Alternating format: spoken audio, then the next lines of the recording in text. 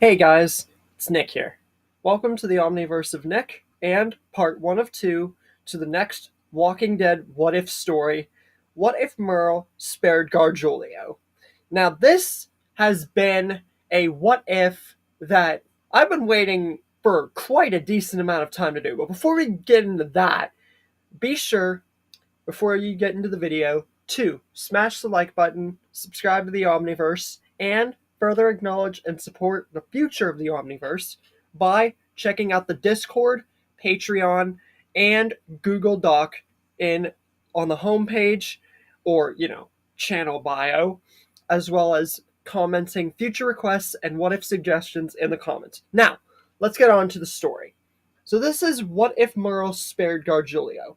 Now, I initially wanted to do this story a lot sooner, but a lot of other things got in the way, not only stories, but just real life stuff. And I think it put off my mind, like other stories, like the Clara one and several others, where it just either didn't seem right or I put it off too long. And now, like the What If Morgan Shot Jenny, we're getting to those kinds of stories. Stories that I put off forever and just never did.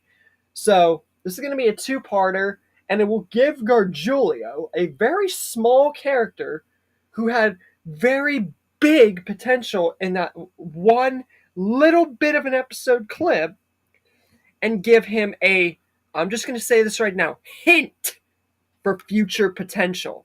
Because, like Dwayne, it's not going to be the hugest you might think, but he's definitely going to get time to shine.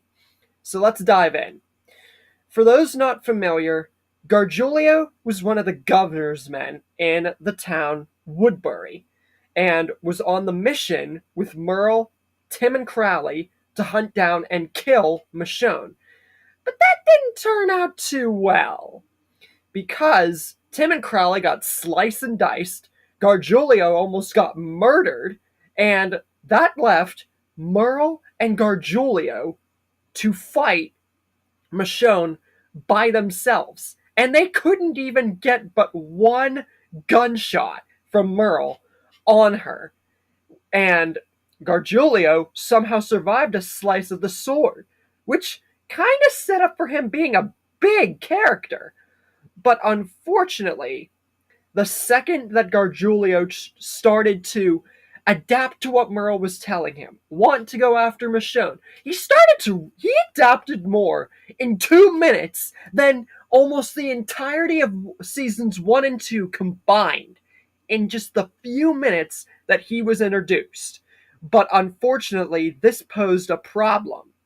Merle's place at Woodbury, because Gargulio admitted that while he wasn't going to not only go after Michonne still, he wasn't going to lie to the governor about what's happened either, which would have put Merle's place in Woodbury in jeopardy. So, with that in mind, Merle just came up with a clever lie about looking at the birds and shot Gargulio point blank in the head and wasted any potential for that kid's character. But with me around, we're going to be giving Gargulio that chance that he should have realistically gotten, even if it were to not only live at, not just a season, but at least a few episodes longer. It would have made for an interesting dynamic of a kid adapting to very dangerous situations, especially in the apocalypse.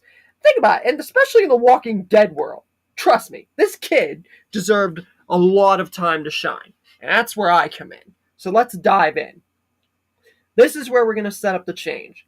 Right after Gargulio saves Merle from getting bit, after Michonne escapes with all the walkers and stuff after slicing Gargulio and all that. So all the damage before then has happened. So, Gargulio saves Merle, and then Gargulio tells Merle that he's going to keep going. And then, they have that whole argy-bargy. And then right when Merle says Gargulio right, and says his name, because that was another thing, he never said his name right. This is where he would initially kill him. But this time, he doesn't.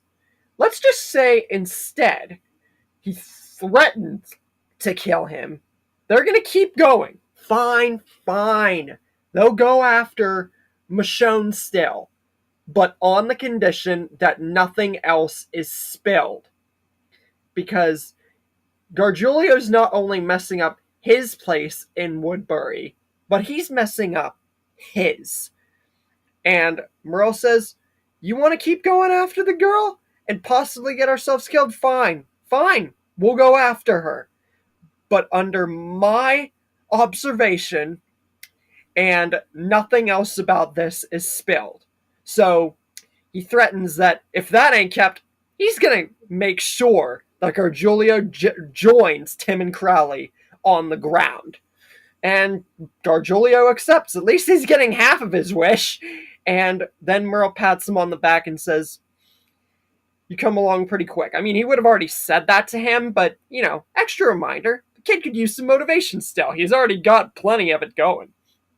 So, we then cut to Glenn and Maggie at the place where they're going to get the formula at the little area there.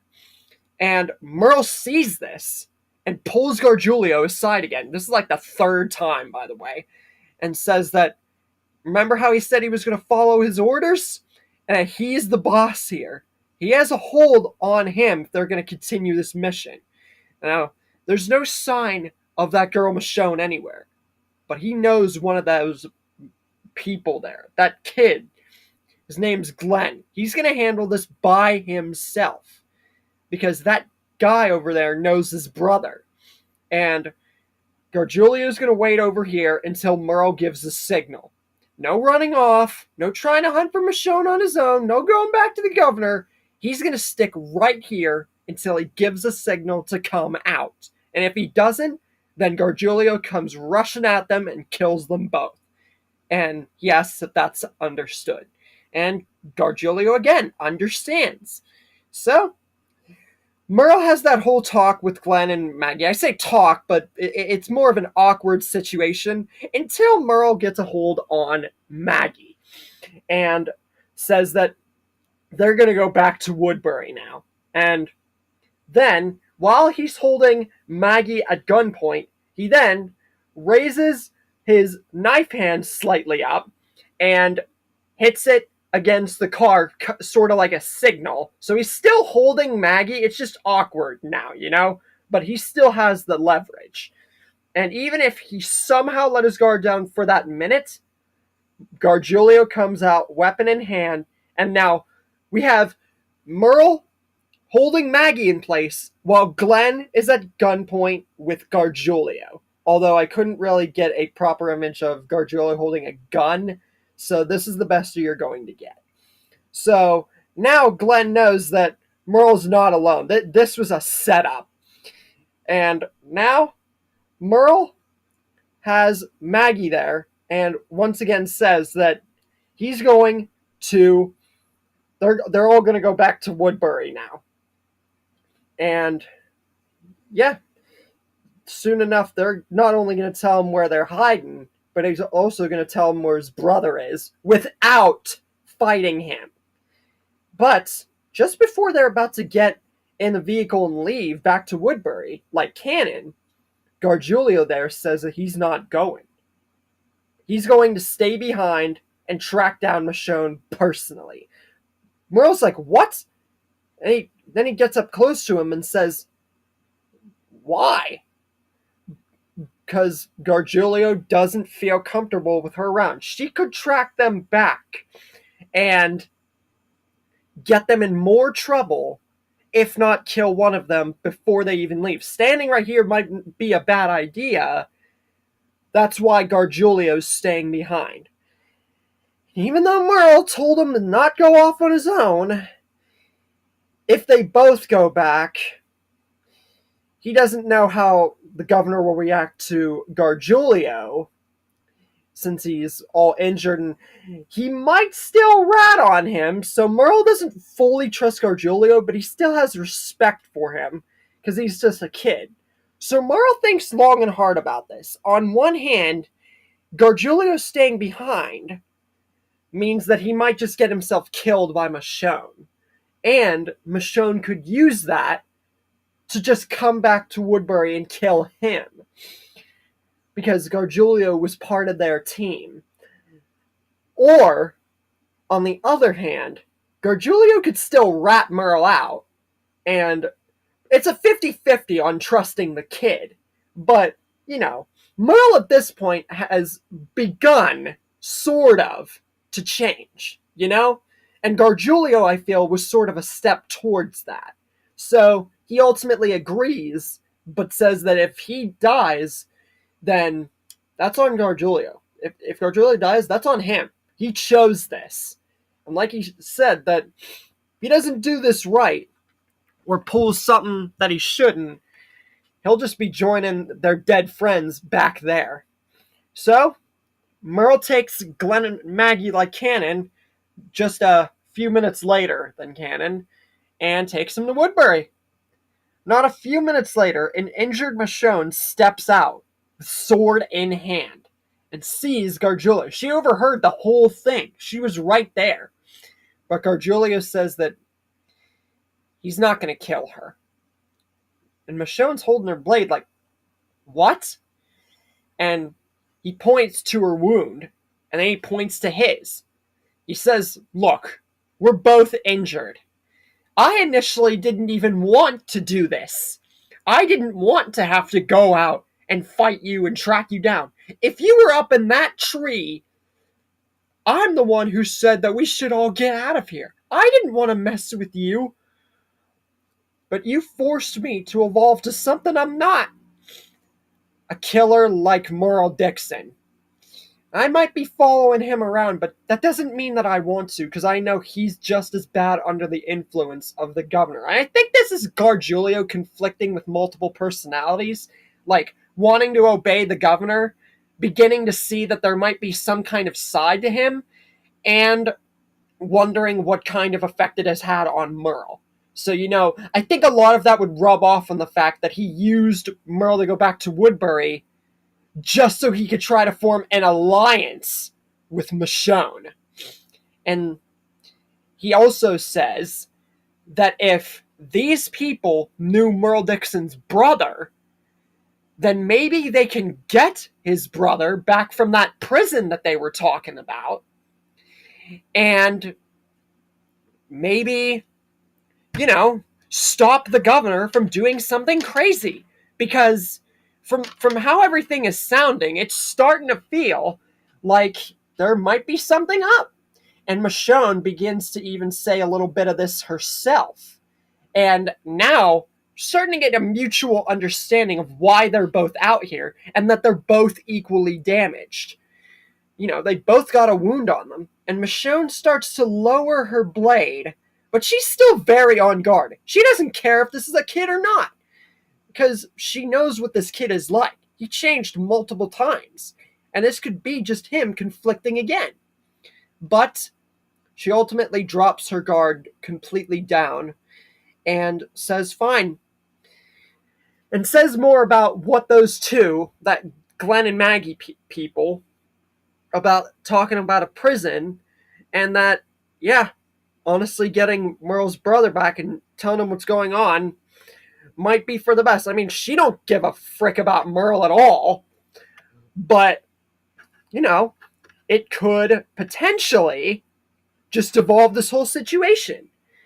And honestly, Michonne looks at the formula as the only reason to go back. Or just go to the prison in general. If not, she would strike Gargulio down where he stands. So she gets at her sword again and says that if that formula wasn't there on the ground, she would kill him right now. But they do have a mutual understanding and alliance to be shared. But if he tries anything, she will slice and dice him worse than both of his friends and worse than Merle Dixon.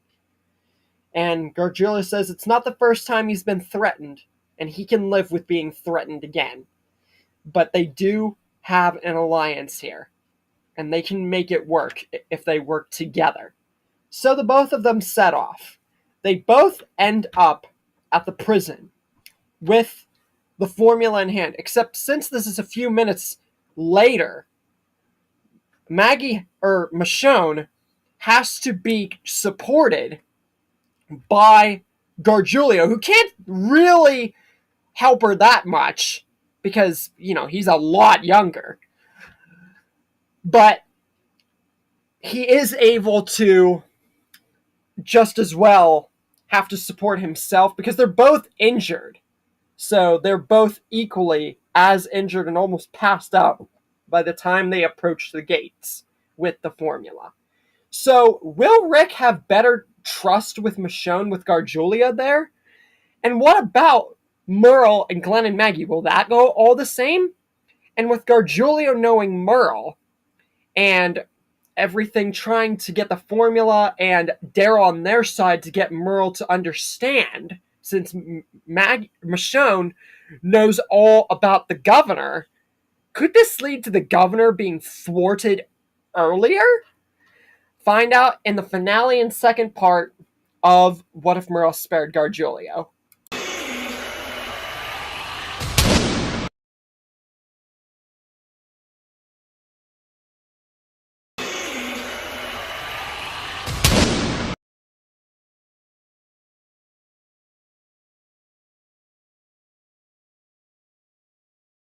Hey guys, Nick here, and welcome to the Omniverse of Nick and the finale / second part to What If Merle Spared Gargulio.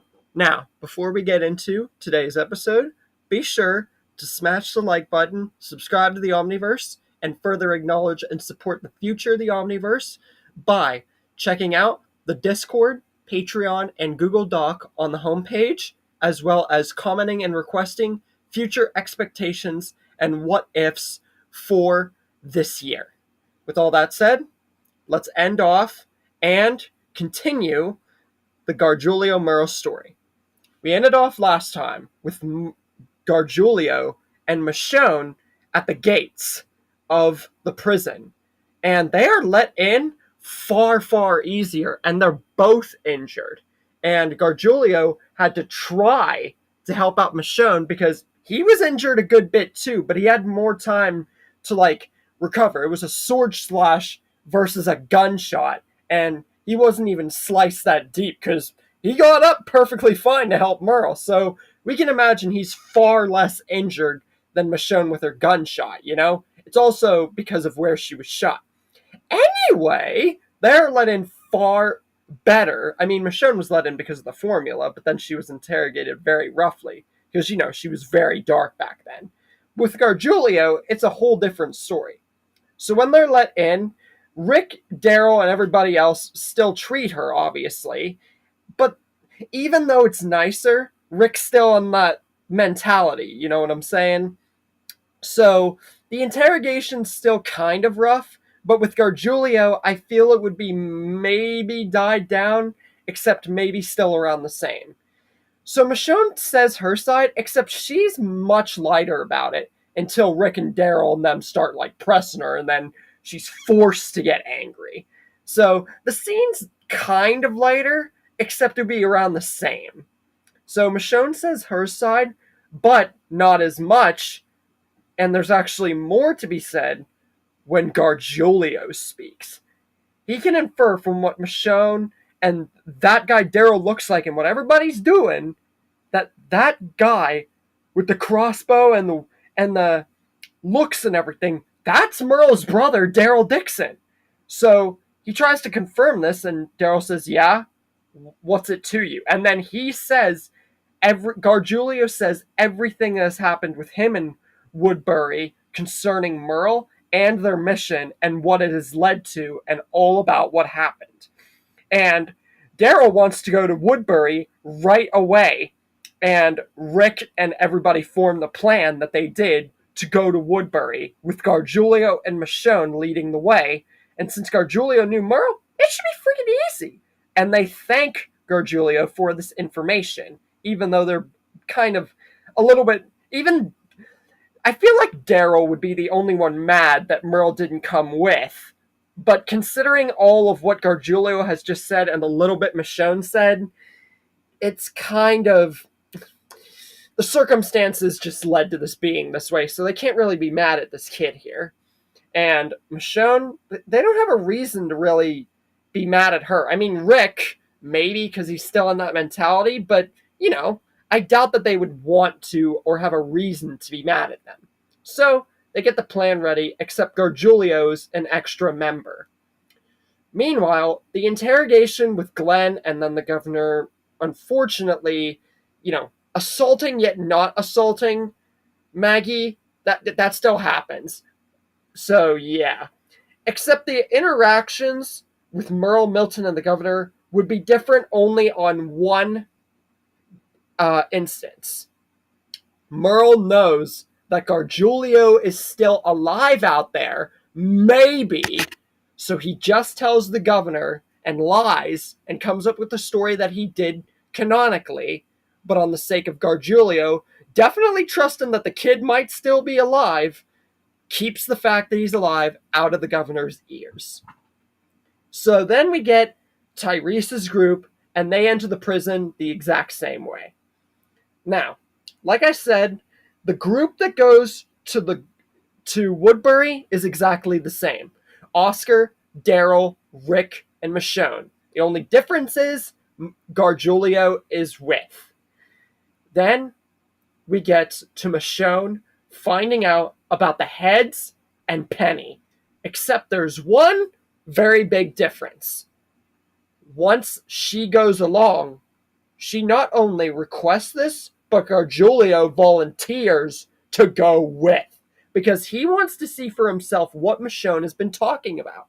Because he's just a kid. He never expected the guy who led this town and all this to be hiding something. I mean, everybody hides something, especially in this world. But from what Michonne was talking about, even before they got into the room, you didn't expect much to come of it. But seeing this is bad. Really bad.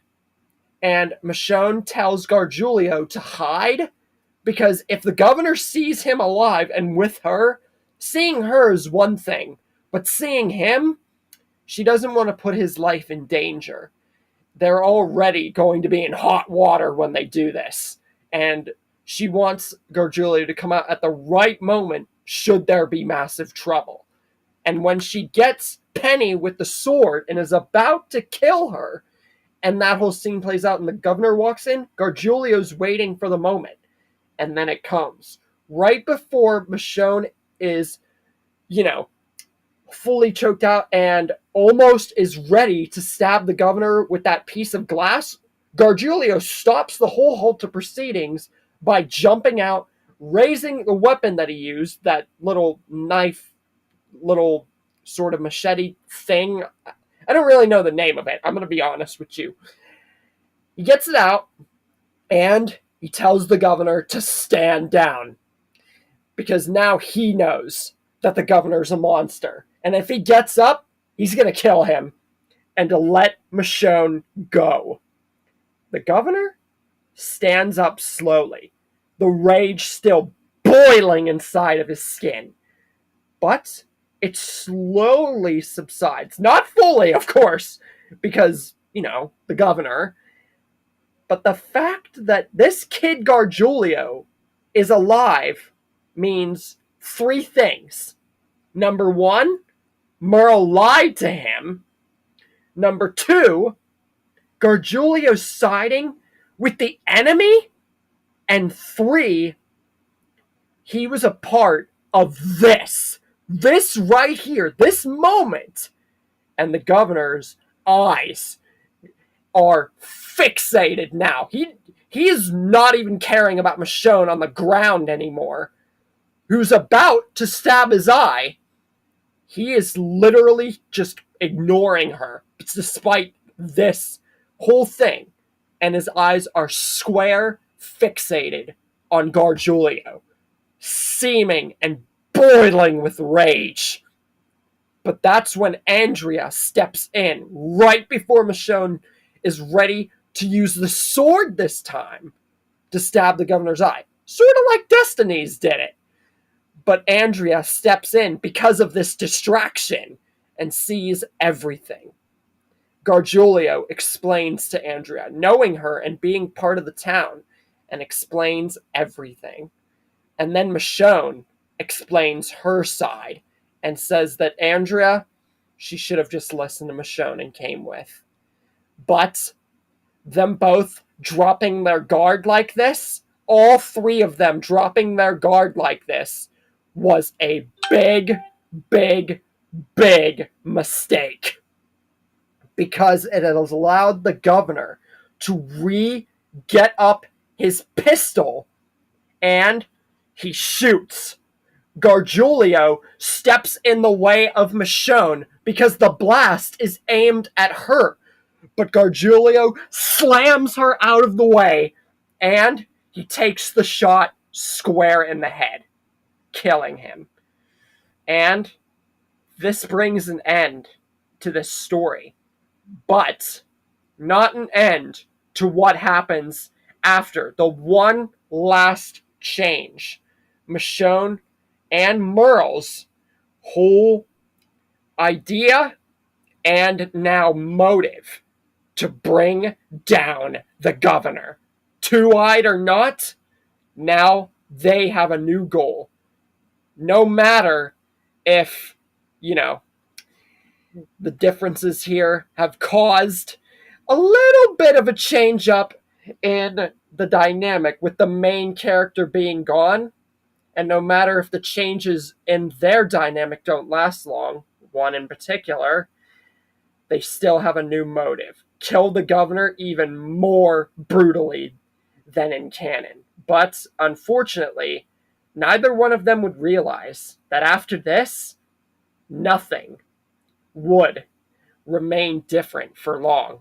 And the story as you know it not only ends here, but ironically, would turn out the exact same as what we know today. So I bet a lot of you thought that I was going to make the Gargulio story longer. But the vote ultimately decided the results. For those of you who are not knowing what I'm talking about, I did not show it, but I mentioned it.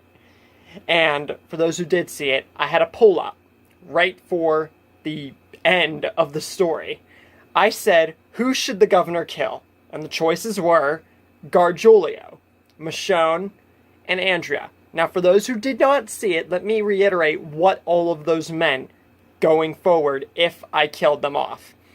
Killing Gargulio would be killing the main focal point of the story, which I'll get to in a minute, and would basically make Michonne and Merle more vengeful in the killing of the governor, but it would ultimately not deter the story too much off its course.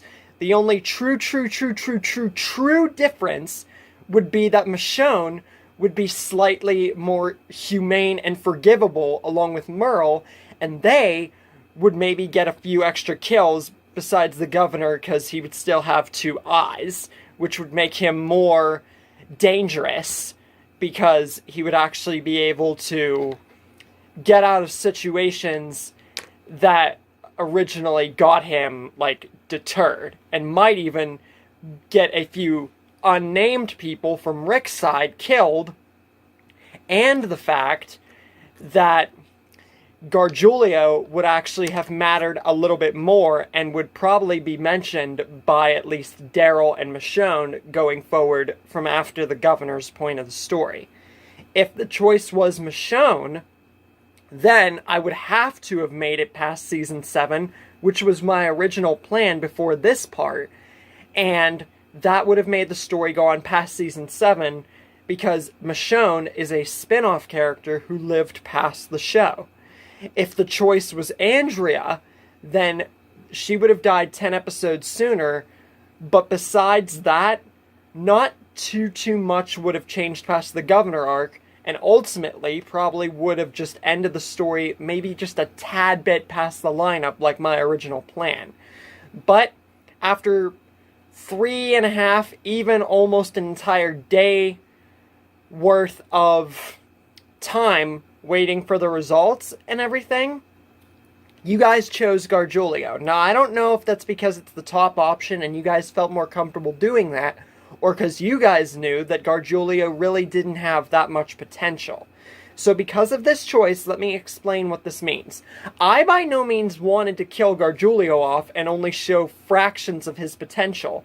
If anything, and I said this in my poll, this is a replication of my What If Morgan Shot Jenny video, where I only teased Dwayne's potential, but I didn't actually showcase it in the video. So, you can call this a copy. Which means you guys are going to be seeing more of Gargulio. Don't you worry. You're going to be seeing him in What If Gargulio Killed Merle. You're going to be seeing him in What If Gargulio Joined Negan. As for others, I don't know if I have any others saved, but Gargulio, you haven't seen the last of him. I could promise you that. So even though, don't think of this as a bad ending or a worthless story. Because for what it's worth, this short little story actually made Gargulio matter. It built a little bit more character with Merle and Gargulio, and honestly, I did a little bit more with him in this short little episode than I thought possible, and built some kind of rivalry friendship with him and Michonne, but ultimately, them being off guard is what drove this to happen. And I could have just killed Michonne or something, but that felt way too wrong. And you might be asking, well, why did you kill the main focal point of the story then if you didn't want to kill Michonne off? You could have just killed Andrea or something. You're right. But I ultimately wanted to leave it to you guys, because were it not for you guys and your opinions and your brutal honesty for some of these stories, then they wouldn't have gotten some of the reception and praise that they have. So it's all thanks to you guys. And I mean that as a compliment. You guys make the tough decisions for me that I'm not able to, and I'm thankful for that. So don't think of this as a one-part, two-part ripoff or a worthless story. Think of this as further potential that is yet to be untapped for Gargulio. Think of this, like Dwayne, as a teaser for stuff to come. So, even though this wasn't the big What If Merle Spared Gargulio I wanted to bring out, it still, I feel, was a good look into the future for Gargulio's potential. Next up is the already pre-made and final plus 2-year-long project on my Google Photos with What If Frieza Turned Good. That will take a while, because it's a decently long story, but it's the last 3-year-long one, and don't worry, it's not going to be like the Cyberman one and get rid of. Because I actually did really good with this story. And you guys are going to love it. Some parts you might like but you guys are going to love it. Trust me, I can promise you that. After that, the 3rd episode of the McQueen Walking Dead verse will be released. And you guys will already have had teasers for that and everything by the time this is already recorded and, brought out. And after that, I have decided to move forward with making the Billy Loomis 2-parter and the 1-parter Saruman in the Ring, meaning I'll be 9 stories ahead. Now you might be asking, why are you doing the 9 stories and not like, your usual 5, 6, even 7 stories ahead? Because even though the McQueen Walking Dead one is an add-on, the Skyquake story will be ending soon by the time I'm recording this on my channel. And all the other ones besides this and the Frieza story and the Billy one kind of are 1-parters. So I want to be able to catch up as much as humanly possible on here so I can take a break myself and let you guys bask in the content that's about to come. Which means that once I get done with the McQueen part, well, first the finale talk here, I'll be pre-recording that right now after I record this. After this, I'll be doing the Frieza finale, the McQueen Walking Dead vs. 3rd-parter, and the Billy Loomis and Saruman stories, which will take me into the weekend that I'm recording this, and meaning that I'll be able to take a good long break.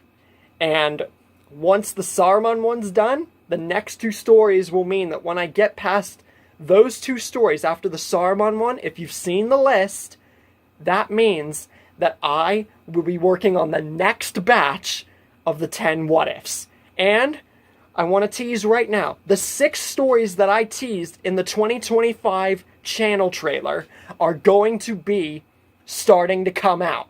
Because I bet you, a good bit of you guys have been wondering, hey, I know it's already March or April or whatever, but like, where are those stories? Can we at least see one? I'm going to be releasing them 2 at a time, so all of them will be released by the middle, near kind of August, October-ish, like, area, September-ish. So, 2 of them will release at a time. I won't tell you which 2 will be on each format, but just know that all 6 teased stories will be coming out very, very soon. But stay tuned, because a lot more is to come of the Omniverse, and we're just getting started. This year will be omniversal.